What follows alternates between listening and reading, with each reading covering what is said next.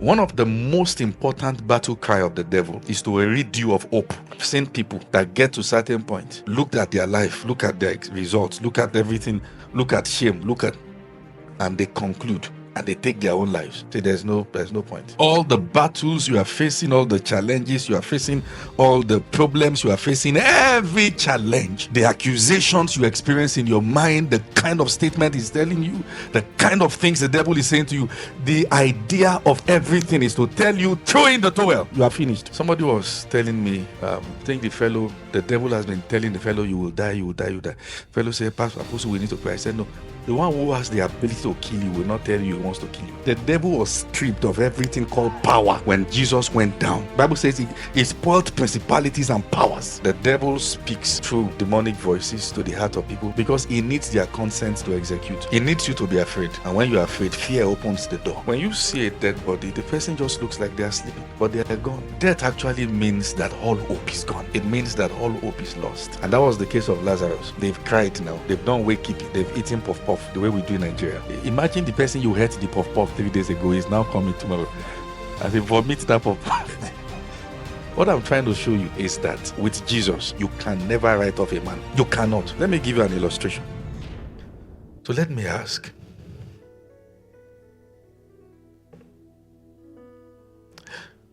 What is death? Death means separation. Okay? When you separate life from a person or from a thing, that's death. Simple word. I've been called a couple of times. At one point, I had to wipe out pictures on my phone because there are pictures of bodies and coffins. Oh, Apostle, we just lost so and so person. We believe God can raise this person. Oh, we pray. It's one of those situations. I got a call from a young lady. Said, my sister has been trusting God for the fruit of the womb for 7 years. Now she died giving birth to that child. I know God can raise her. Said, take me to where she is. It was a video call with her. When you see a dead body, the person just looks like they are sleeping, but they are gone. Death actually means that all hope is gone. It means that all hope is lost. And that's why when a person dies and they carry the person, people still feel there's a bit of hope. Okay, something can still happen, a miracle. But the moment they pour the sand and cover the grave, oh, people seem to understand. This fellow is gone.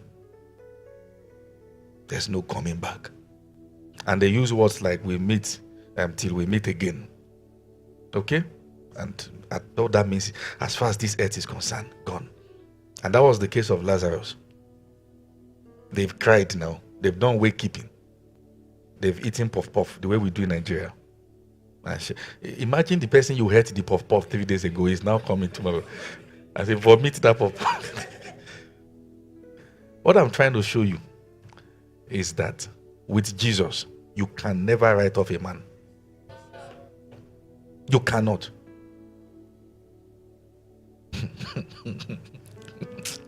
That this person, life is finished. Your life, bafuka. Not when Jesus is on the throne. This person can never, what can you ever amount to? Let me give you an illustration.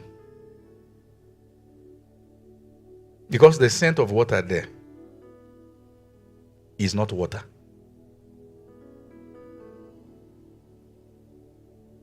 If there's any literal interpretation to the word scent of water, is mercy. So I want to explain. Hold on. Because the roots have no nostrils to smell. So let me explain. Imagine that you have a neighbor who has trusted God for the fruit of the womb for 20 years. How many years? 20 years. And finally, God blessed that neighbor with that child. Oh, they danced and the naming ceremony was so elaborate, like a wedding. And one of those days, your neighbor called you and said, Nakali, please, I just want to get something the next compound. Let me carry this baby. And please dance with this baby. Say, thank you, okay, I will do. And you are carrying the baby. And in the process of dancing with that baby, you fell and the baby's head hit the ground and the child died. The child didn't faint, died. Breath ceased, no pause. And you are checking time. 3 minutes for the mother to return. You cried all the tears you can cry. Oh God, if you can do this for me, I will serve you. In fact, I will stop living in my house and start living in church. And just about 5 seconds for the mother to enter, the child cried. How will you share the testimony? That you won't believe. This child died though. And you look at the head, no scar, no bruise. You are there, you are in awe. What I'm trying to show you is that the greatest testimonies of mercy will be between you and God. People will look at you and describe that you are getting the result you are getting because you are fasting and praying. You say, only God understands. That's mercy. Mercy wipes out mess and make a man look spotless. Okay, please be seated. Now, there are cases in life that looks hopeless. In fact, they don't just look hopeless, they are actually hopeless.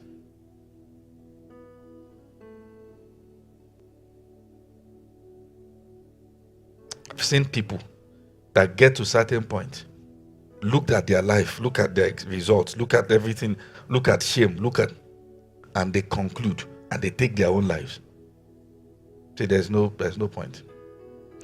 Because, listen, one of the most important battle cry of the devil is to rid you of hope. Write it down. One of the most important assignment of the devil is to make sure you become hopeless.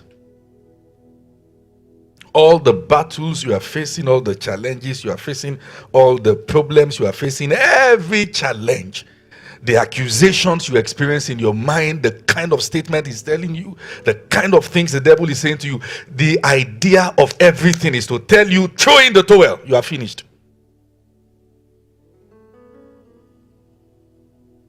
Somebody was telling me, I think the devil has been telling the fellow, you will die, you will die, you will die. Fellow said, Pastor, Apostle, we need to pray. I said, no, the one who has the ability to kill you will not tell you he wants to kill you. The devil speaks through, demonic voices to the heart of people because he needs their consent to execute.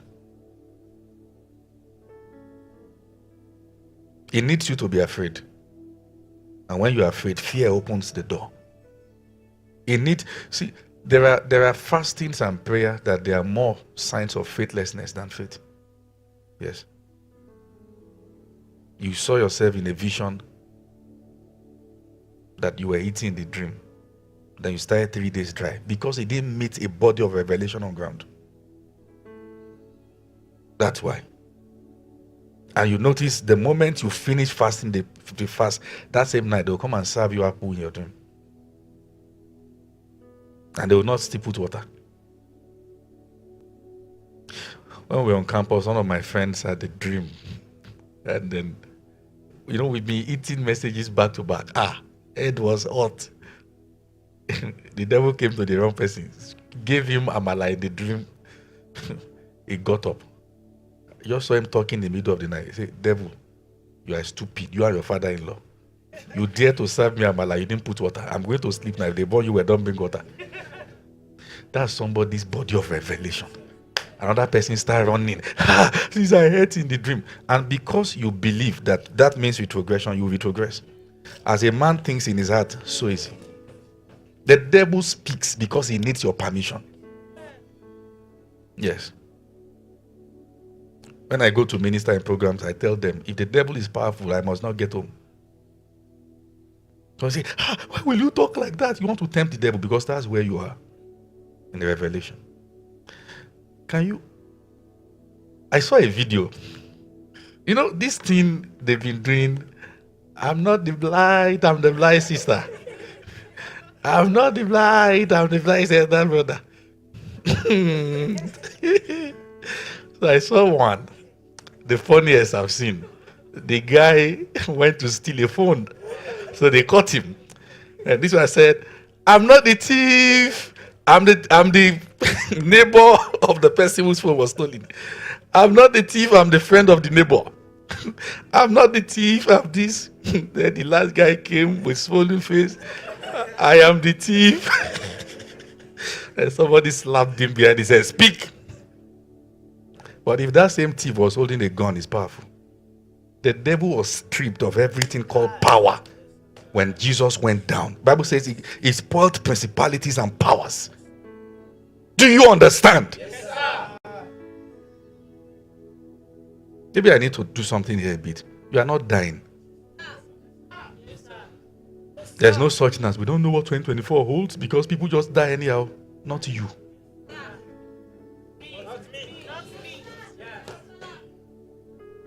Let me tell you something. Fear is creative.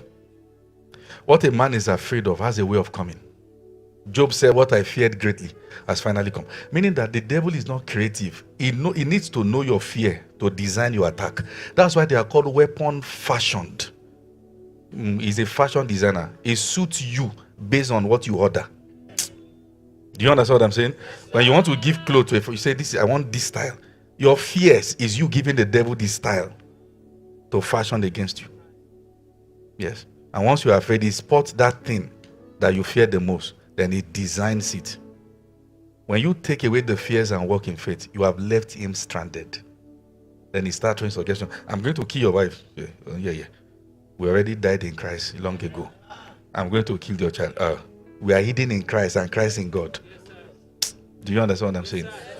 And he gets confused. Say, "I'm not afraid." I'm not afraid. Say it again, "I'm not afraid." I'm not afraid. Say it loud and clear, "I'm not afraid." I'm not afraid. Oh yes. Oh yes.